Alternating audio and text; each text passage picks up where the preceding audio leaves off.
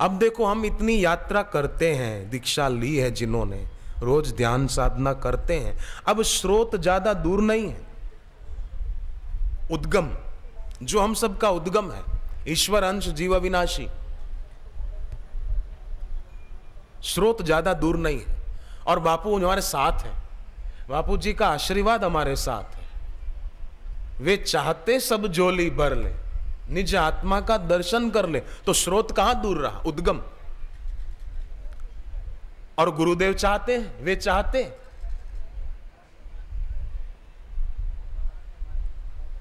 वे चाहते सब झोली भर ले। और गीता में भगवान कृष्ण ने कहा योगक्षेम वहाम्यहम्। योगक्षेम वहाम्यहम् का एक अर्थ केवल इतना सीमित नहीं कि भगवान खाने पीने की चीजें दे देंगे, नहीं, हम साधना करेंगे ना दिल से, तो वो हमारे साधन की हानि न हो उसकी रक्षा भी करते हैं, हमारी साधना नष्ट न हो, हमारी की हुई भक्ति बिखर न जाए। भगवान कहते हैं मैं ख्याल रखता हूं, योगक्षेम वहाम्यहम्, हमारी हो प्रमाणिकता इस रास्ते पर चलने की, गुरु प्रदत्त साधना को करने की। कई बार क्या होता है, मंजिल के निकट ही मार्ग सर्वाधिक कठिन हो जाता है। आप देखना, समझो कोई आदमी आया जम्मू से दिल्ली, ठीक है, उसने अब फिर जम्मू जाना, तो दिल्ली से वो लोग कार में बैठे, हाँ, ड्राइवर कार चला रहा है, घर के लोग बैठे हैं कार में। अब दिल्ली से जम्मू कोई ऐसा तो है नहीं कि 2 घंटे में पहुंच जाएंगे, दूर है। रात भर ड्राइवर ने गाड़ी चलाई, अब ड्राइवर को लगे कि बस अब तो जम्मू 50 किलोमीटर, खींच ले गाड़ी। अब उसको झोंके भी आ रहे हैं, नींद आने की तैयारी है, पर वो सोच रहा है कि नहीं नहीं मैं पहुंच जाऊंगा।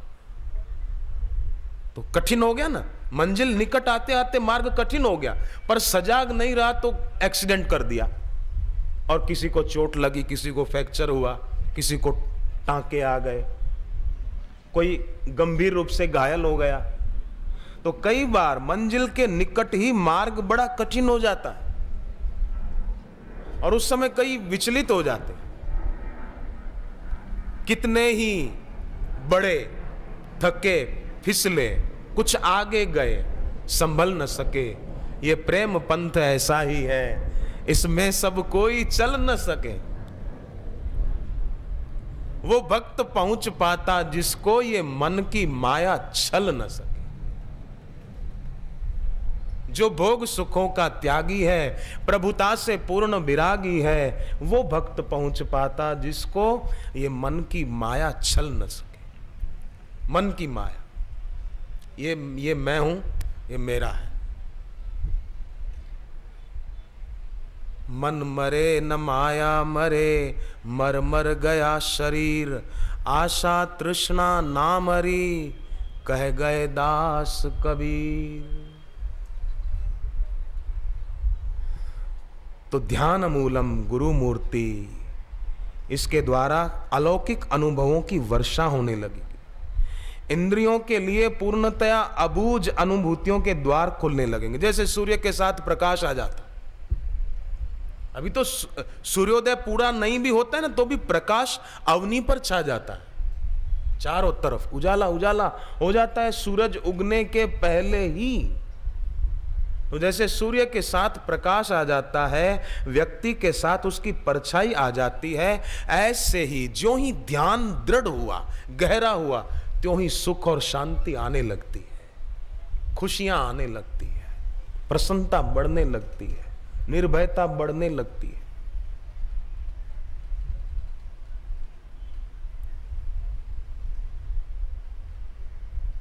तो ध्यान अगर करना है तो ध्यान रखना भी होगा। ध्यान मांगता है। जैसे बोलते हैं, अरे भाई जरा ध्यान रखना। ड्राइवर गाड़ी पीछे ले रहा था, रिवर्स। कंडक्टर को बोला कि जरा देखना पीछे, लग जाए तो बताना, लगे तो बताना, देखना, ध्यान रखना। वो कंडक्टर बोलता आने दो, गाड़ी रिवर्स कर रहा था, लंबी ट्रक थी, आने दो। धाड़ थंबे से टक्कर हो गई पीछे। बोला बस लग गई लग गई लग गई। ड्राइवर ने कहा तू पागल कहीं का, पहले क्यों नहीं बताया? बोले आपने कहा था लगे तो बताना। लग गई, बस लग गई। नहीं, पहले से मतलब ध्यान रखे। एक माँ ने चावल कुकर में रखे बनाने को, पकाने के लिए, कुकर गैस पे रखा। बेटी को कहा बेटी ध्यान रखना, चावल का कुकर गैस पे रखा है, जरा ध्यान रखना। थोड़ी देर के बाद मां आई तो चावल सारे जले हुए, बदबू, पूरे रसोई घर में बदबू आ रही थी।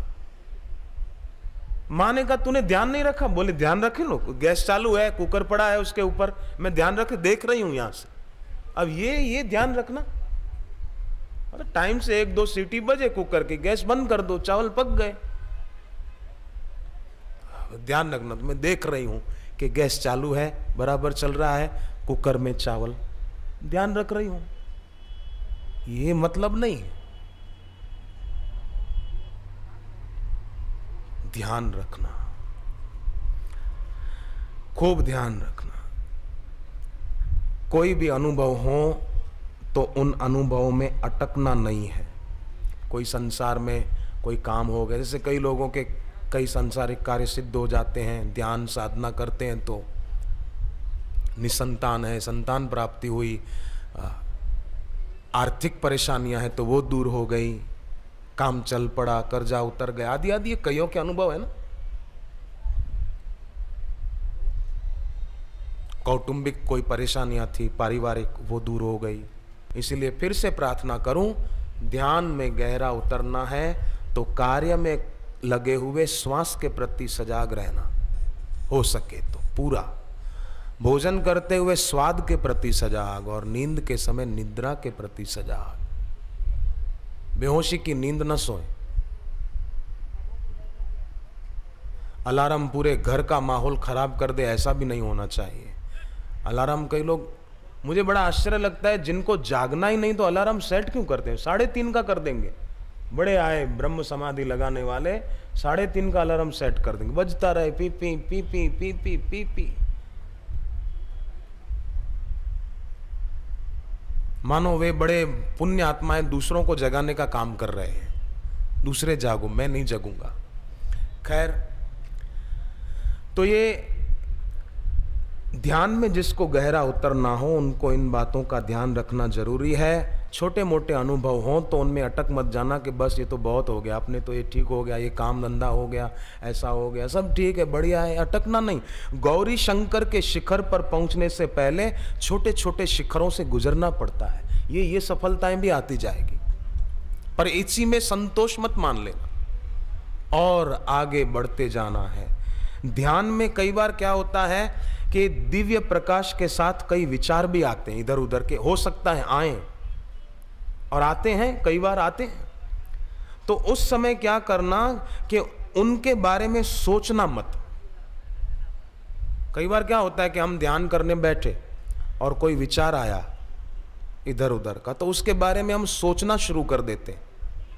नहीं, उस समय तीव्रता और पूरी चेतना से देखना बस। धैर्य न खोना कि मेरा ध्यान नहीं लग रहा है, मेरे मन में विचार आ रहे हैं, अभी भी ध्यान तो लग नहीं रहा, जप तो हो नहीं रहा, माला घूम रही है, पर इधर उधर के विचार आ रहे हैं। देखो, ध्यान साधना में गहरा उतरने के लिए यह भी जरूरी है कि धैर्य रखा जाए। निराश नहीं हो जाना कि मेरा ध्यान लगता नहीं, मेरे मन में तो विचारों की एक श्रृंखला बस लगी रहती है। नहीं, धैर्य बहुत बड़ी बात है। हनुमान जी सीता जी की खोज में लंका में पहुंचकर अशोक वृक्ष के ऊपर बैठे थे। रावण आया, सीता जी को कुछ का कुछ बोलने लगा, तो भी हनुमान जी शांत बैठे थे। गुस्से में आकर उन्होंने छलांग नहीं लगाई कि मैं रावण का गला दबा दूं, इसकी जीभ काट दूं, ये क्या बोलता है। हनुमान जी सुन रहे थे ऊपर, और कितना धैर्य देखो। नहीं तो चाहते तो छलांग लगा सकते थे और रावण का गला दबा के वहीं उसको खत्म कर सकते थे, पर धैर्य देखो। हनुमान जी ने प्रेरणा दी, धैर्य रखो। विचार आ रहे हैं तो आ रहे हैं, पूरी चेतना के साथ और तीव्रता के साथ ध्यान के समय उन फालतू विचारों के प्रति भी सजगता, उनके बारे में सोचने मत लग जाओ। साधना काल में धैर्य बहुत बड़ी बात है। बीज बोने के बाद लगता है कि श्रम बहुत हो रहा है, बीज बोया पर कोई परिणाम नहीं दिख रहा है, बीज तो मिट्टी में मिल गया, अब तो मिट्टी मिट्टी दिख रही है, परंतु फिर भी धरती के अंदर विकास जारी होता है, इसमें कोई ना नहीं बोल सकता। इसमें किसी को शंका है? बीज बो दिया, मिट्टी में डाल दिया, ऊपर मिट्टी का आवरण कर दिया, लगता है कि कुछ भी दिख नहीं रहा, परंतु अंदर विकास जारी है। ऐसे ही गुरु से दीक्षा ली, जप करने बैठे, आंखें बंद करके ध्यान करने बैठे, या एकटक गुरु मूर्ति की ओर एकटक देखे जा रहे, बाहर से लगे कि कुछ नहीं हो रहा, परंतु भीतर बहुत कुछ हो रहा है। बाहर कुछ न दिखे फिर भी अंदर बहुत कुछ होता है। समस्त विकास अदृश्य और अज्ञात होते रहते हैं, इसमें कोई शंका नहीं है। ये बिल्कुल पक्की बात है। कई साधक जप करने के बाद आंख बंद करके मानसिक जप करते हैं तो उनको भ्रू मध्य पर यहाँ ओमकार के दर्शन होते हैं, यहाँ गुरु मंत्र ही आज्ञा चक्र पर दिखने लगता है और उनका मन ठहर जाता है। कोई लोग क्या करते हैं कि जब 10 माला हो गई पूरी, बस बोले अब हो गया, नियम पूरा हो गया, भागो। 10 माला 21 माला जितनी भी आप करते हैं, माला पूरी हो जाए तो फिर माला को रखकर फिर थोड़ी जप की धारा जो चल रही थी अखंड सतत, एक माला पूरी हुई, दूसरी माला, तीसरी माला, तब जो वो धारा चली है, अब माला को रख दिया, अब उसको जरा चलने दे, अंदर ही अंदर मन में चलने दे। ये गहराई पाने के बड़े सुंदर और सरल और सचोट उपाय।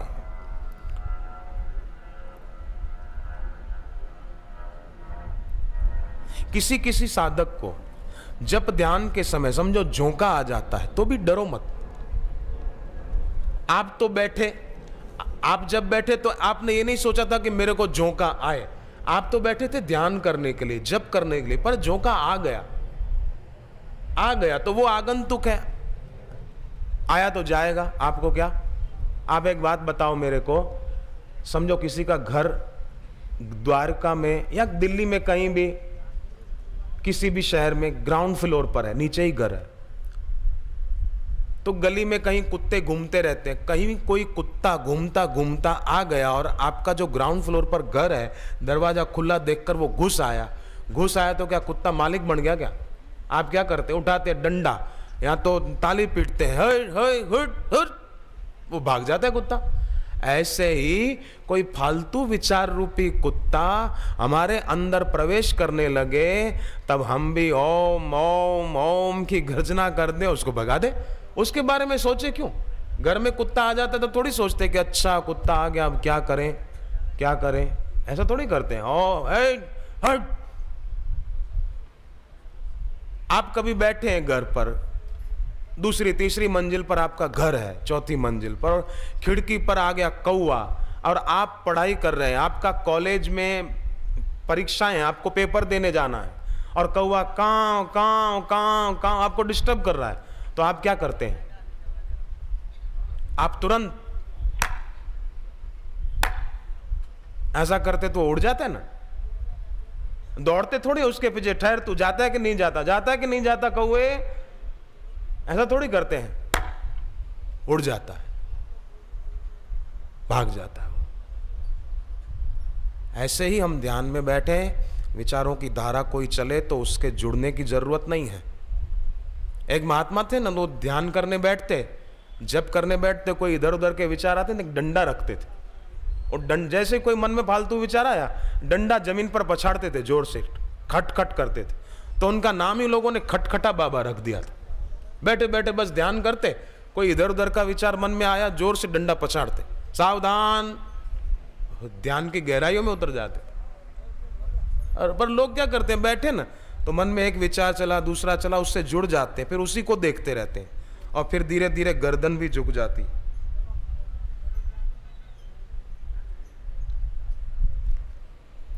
आधे घंटे ऐसे ही पड़े रहेंगे, फिर उठेंगे, बोले मैं ध्यान करके आया। ध्यान नींद करके आया है, फिर भी नहीं करता उसकी अपेक्षा अच्छा है। हिम्मत तो की, ध्यान करने के लिए कदम तो बढ़ाया, पर थोड़ी और सजगता रखें। और वो शुरुआत में जो प्रयाग की बात बताई वो ध्यान में रखें,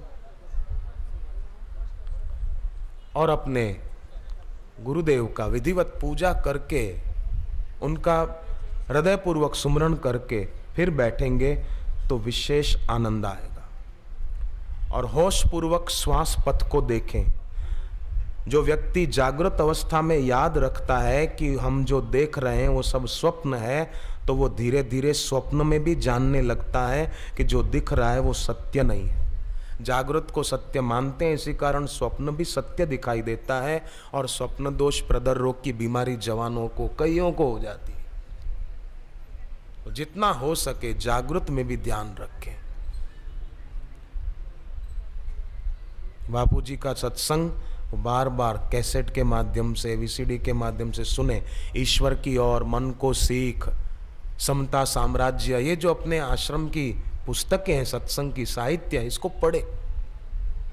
भैरव सिंह शेखावत जी भारत के जो उपराष्ट्रपति हैं, उन्होंने आश्रम की कल्याण निधि नाम की पुस्तक पढ़ी, वो बड़े आनंदित हो गए। उन्होंने पढ़ते ही, थोड़ी पढ़ी, मोटी पुस्तक है, इतनी बड़ी, पूरी तो नहीं पढ़ी होगी मैं मानता हूँ, थोड़ी पढ़ी, पर उनको बहुत अच्छी लगी। और अहमदाबाद आश्रम चिट्ठी भेजी कि कितनी सुंदर पुस्तक है ये कल्याण निधि, कल्याण करने वाली ये पुस्तक है। तो मन है हमारा, हम चाहें तो ये एक दिशा में जा सकता है, अपने इष्ट की तरफ, ध्यान की गहराई में। आप एक बात बताओ मुझे, एक तीर है, तीर होता है ना, धनुष बाण, तीर कमान, तीर धनुष पर चढ़ाया, छोड़ दिया, तो आप ये बताओ अब वो तीर एक दिशा में जाएगा कि दो दिशा में जाएगा? आप बताओ, बोलो बहनों, एक ही दिशा में जाएगा ना? ऐसा तो नहीं कि हमने तीर छोड़ा, वो थोड़ा इधर भी जाएगा फिर इधर, तीर एक ही दिशा में जाता है। तो मन है ना, मन हमारा, मन भी तीर की तरह दो दिशाओं में नहीं जा सकता, एक दिशा में जाएगा।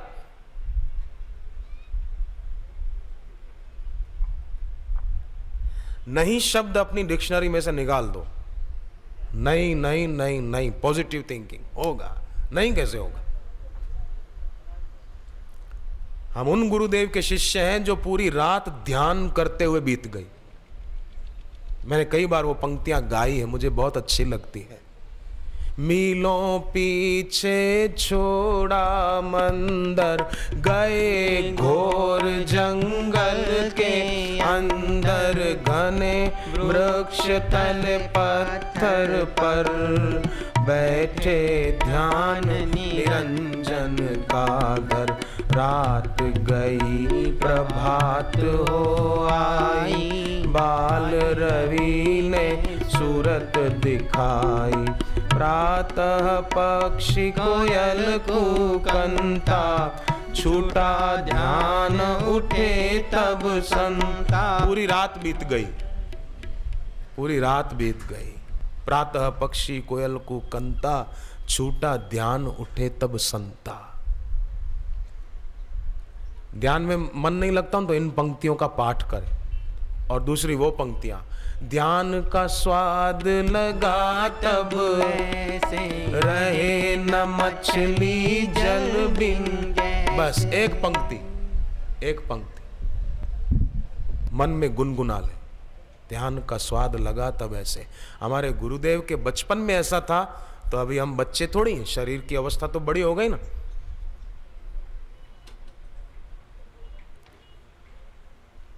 बच्चे नहीं हैं।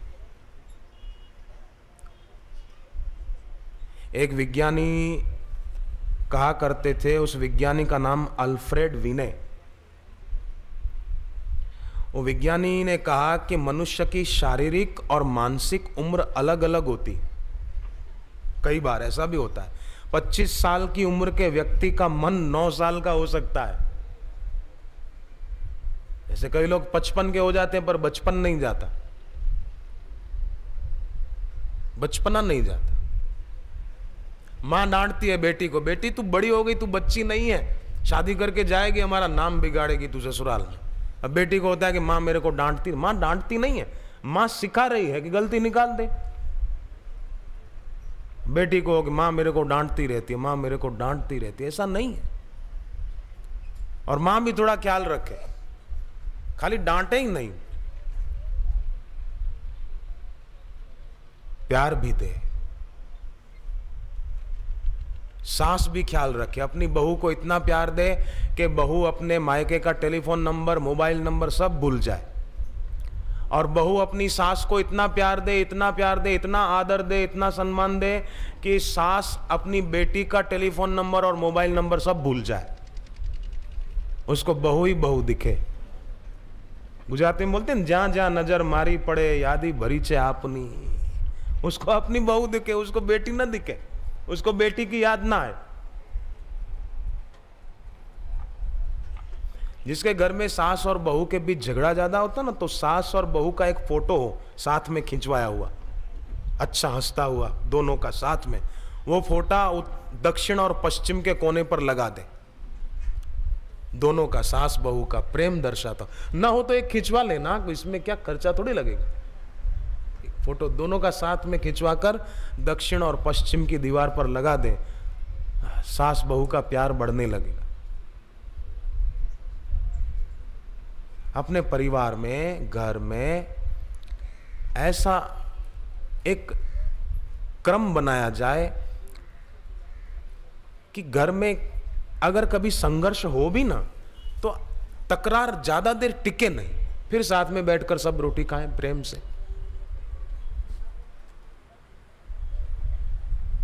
कितना अच्छा होगा। मधुर व्यवहार पुस्तक उन लोगों को अपने घर में सबको पढ़ानी चाहिए अगर घर में क्लेश होते हों तो मनुष्य की शारीरिक और मानसिक उम्र अलग है। शंकराचार्य आदि जगत गुरु जो थे, 30 साल की उम्र में उन्होंने श्रेष्ठ शास्त्र रचे। 30 साल की उम्र में। स्वामी रामतीर्थ ने कितनी छोटी उम्र में विदेश में, अमेरिका में प्रवचन दिए, राष्ट्रपति उनके प्रवचन सुनने आते थे। कितनी छोटी आयु,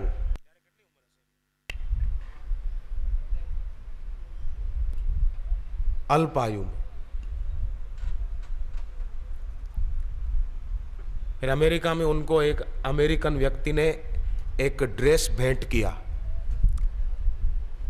American dress, pant, coat, shirt, tie, hat, और कहा कि आप एक बार पहनो, फिर भले उतार देना, किसी को दे देना, एक बार आप पहनो। रामतीर्थ ने उसकी इच्छा रखने के लिए पहन लिया, पर सिर पे टोपी नहीं पहनी। तो उसने कहा आपने पूरा ड्रेस पहन लिया, टोपी तो पहन लो। बोले टोपी तेरी अमेरिका का नहीं पहनूंगा, वो तो मेरा भारत का साफा ही पहनूंगा, केसरी रंग का धोती का, वही पटका बांधूंगा, मैं टोपी नहीं रखूं। मेरे दिमाग पर तुम्हारी यहां की कोई वस्तु को हावी नहीं होने दूंगा। पर भारत में लोग भले कोई अमेरिकन हैट पहनते नहीं हैं, पर अपने दिमाग को जरूर वहां के कल्चर से भर रहे हैं, प्रभावित हो रहे हैं। वहां रहने वाले कई भक्त वो भारतीय वैदिक परंपरा को अपना रहे हैं, और यहां रहने वाले कई युवक युवतियां, फिल्म में तो एक्टर ने खाली 3 घंटे एक्टिंग की, 2.5-3 घंटे, उसमें भी सतत 3 घंटे एक ही एक्टर ने थोड़ी की। तो फिल्म में तो थोड़ी देर एक्टर और एक्ट्रेसों ने एक्टिंग की, परंतु उनको देख देख कर कई जवान और कई युवतियां सारा दिन एक्टिंग करते रहते। Hello, hi, how are you, अरे fine, same to you, same to you नहीं, शेम टू यू। शर्म की बात।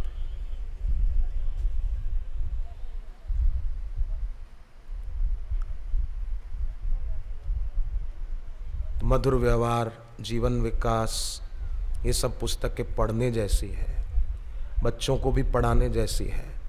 8 वर्ष की आयु में शंकराचार्य जी ने सन्यास की मांग की, और लोग 80 साल के हो जाते हैं फिर भी सन्यास की इच्छा नहीं होती। और वो आदि जगत गुरु जो थे शंकराचार्य, 8 साल की उम्र में मां से कहा कि मैं सन्यास की दीक्षा लूंगा।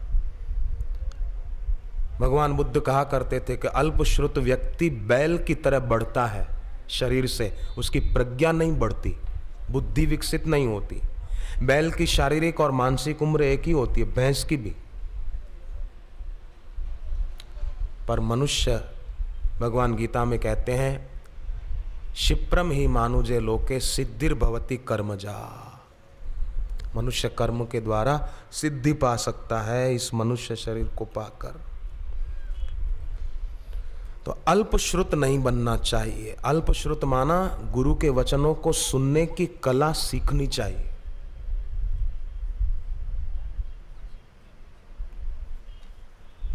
दोनों हाथ ऐसे बांध कर गुरु को सुनेंगे तो सुन नहीं पाएंगे। बैठते समय कोई ऐसा करके बैठे, ये सुनने का नियम के विपरीत है। बैठते समय कोई एक पैर की घुटने के ऊपर दूसरा पैर ऐसे चढ़ा दे और बड़ा गादीपति बन के बैठे तो अल्पश्रुत है वो। गुरुदेव बैठे हो व्यासपीठ पर और खुद ऐसा करके बैठे, समझो वो व्यक्ति अल्पश्रुत है। बापूजी बैठे हैं और ऐसा करके बैठा है, यहाँ कोई बहन है, कोई भाई, कोई भी ऐसा करके बैठे, गुरु के सामने नहीं। आप देखें, मैं ऐसा अधिक देर कर रहा हूं ताकि देख लें, गुरु के सामने ऐसा नहीं बैठना। अभी भले कैसे भी बैठ लो, पर जब गुरुदेव बैठे हो तो तब पूरा अल्पश्रुत नहीं। अल्पश्रुत माने सुनने की, देखने की, जीने की कला नहीं आई। तो सुनने की कला होगी तो हमारी प्रज्ञा को उकसाएगी। जैसे दिए की बाती उकसा दी जाए, दिए की बाती कोई थोड़ी आगे खिसका दे तो ज्योत कैसी बढ़ जाती है ना, चमक बढ़ जाती है, प्रकाश बढ़ जाता है।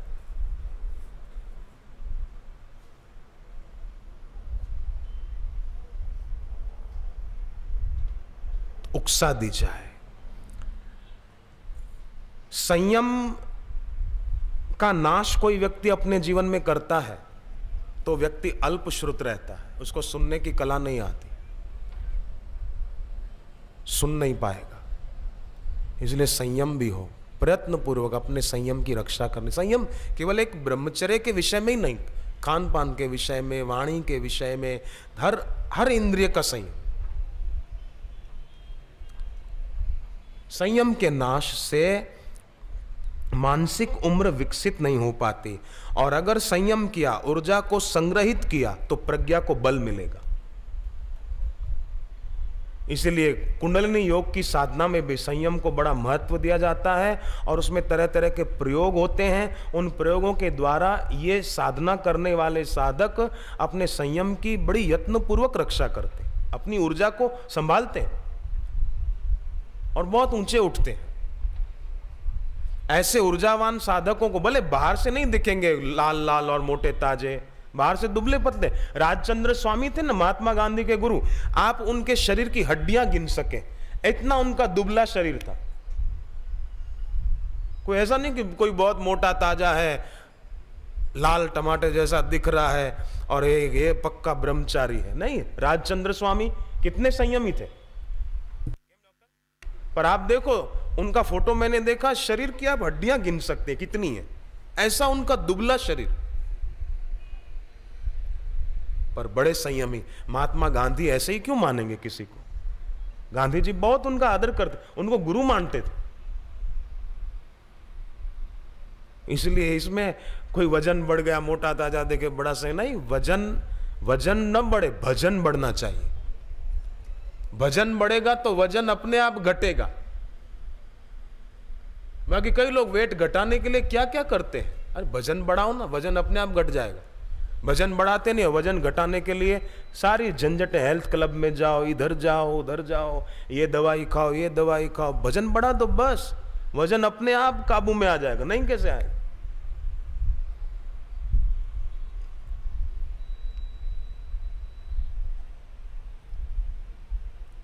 हरानिया की बीमारी आजकल लोगों को बढ़ रही है, किडनी की बीमारी बढ़ रही है, डायबिटीज बढ़ रही है। तो एक तो मनमाना जीवन जीते हैं तो उससे मानसिक तनाव बढ़ता है, शुगर बढ़ती जाएगी, शुगर बढ़ेगी तो आंखों की रोशनी घटेगी, ब्रेड और बिस्किट और मैदे की चीजें खूब खाएंगे, कुरकुरे कुरकुरे, फिर भाई डॉक्टर के पास भी जा, कुरकुरे खाने वाले जा डॉक्टर के पास, बढ़िया है, टेस्टी है, खाओ खाओ, ठीक है, फिर दवाइयां भी खाओ। मम्मी मैं तो मिल्क रोज पीऊंगी, पापा मैं तो मिल्क रोज पीऊंगा, ठीक बेटा पी मिल्क रोज, फिर डॉक्टर भी देगा बड़े बड़े हैवी डोज,